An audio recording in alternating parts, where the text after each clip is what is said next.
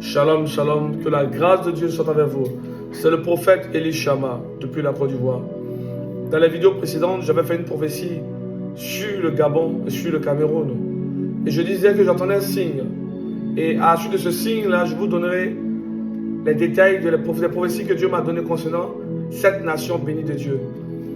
Je m'adresse au peuple de Dieu du Gabon. La prophétie que je vais donner ne va pas faire plaisir à plusieurs personnes. Pourquoi? Parce que, étant prophète de Dieu, nous ne venons pas chercher la sympathie des hommes. Nous venons chercher la sympathie de Dieu.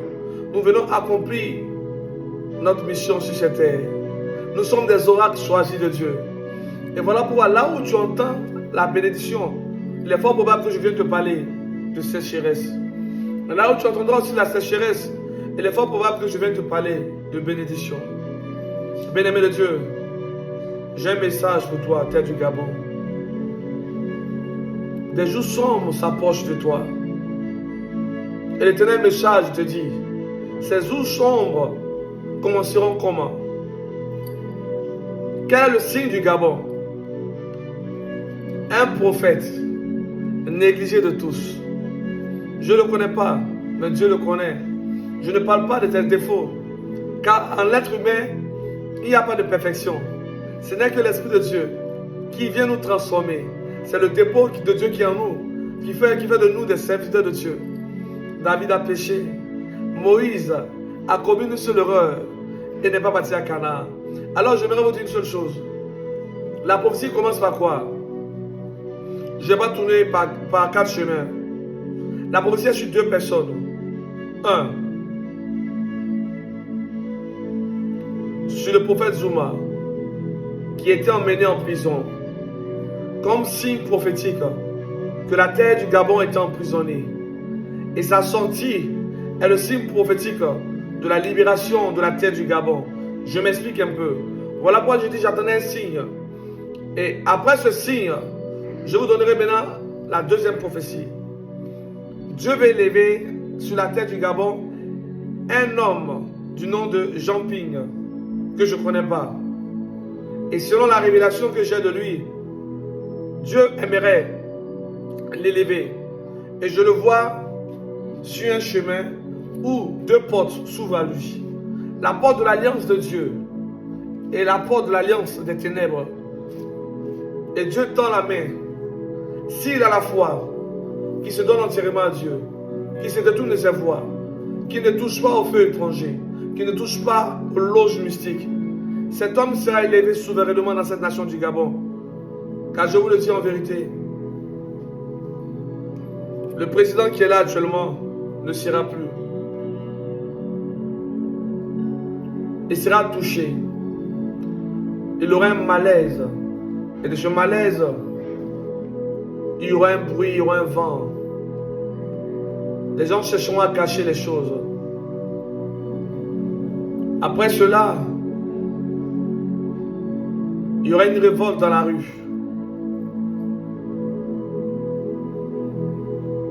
Mais, vu que ce peuple est un peuple consacré de Dieu, vu que ce peuple est un peuple choisi de Dieu, Dieu établit encore des serviteurs dans cette nation du Gabon. Des gens qui ont eu la révélation, mais qui n'ont pas eu l'audace de donner la révélation. Voilà pourquoi Dieu choisit un prophète qui n'est pas de votre nationalité, qui n'est pas de votre pays, afin de confirmer cette prophétie que vous avez eue dans le secret. Oui, le sang va couler encore sur cette terre.